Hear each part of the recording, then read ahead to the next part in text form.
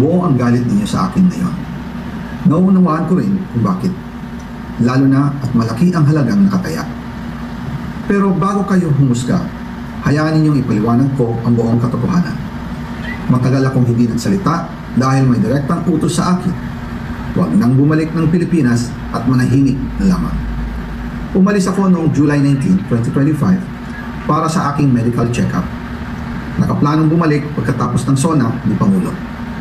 Pero habang papauwi na ako, tinawagan ako ni dating Speaker Martin Romualdez at sinabihan, "Stay out of the country. You will be well taken care of as instructed by the President." Noon naniniwala pa ako sa kanila, kaya't hindi ako bumalik. Tumikom ang aking bibig, sumunod ako, pero ang hindi ko alam, ang ibig pala nilang sabihin sa aalagaan ka namin ay gagamitin ako bilang panakipbutas sa kanilang kampanya laban sa korupsyon.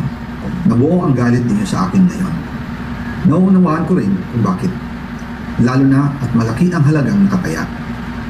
Pero bago kayo humusga, hayaan ninyong ipaliwanag ko ang buong katotohanan. Matagal akong hindi nagsalita dahil may direktang utos sa akin. Huwag nang bumalik ng Pilipinas at manahimik na lamang. Umalis ako noong July 19, 2025 para sa aking medical check-up.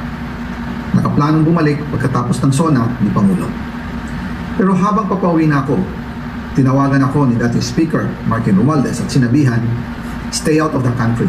You will be well taken care of as instructed by the President." Noon naniniwala pa ako sa kanila, kaya't hindi ako bumalik. Tumikom ang aking bibig, sumunod ako, pero ang hindi ko alam, ang ibig pala nilang sabihin sa aalagaan ka namin ay gagamitin ako bilang panakipbutas sa kanilang kampanya laban sa korupsyon. Nabuo ang galit ninyo sa akin ngayon. Nauunawaan ko rin kung bakit. Lalo na at malaki ang halagang nakataya. Pero bago kayo humusga,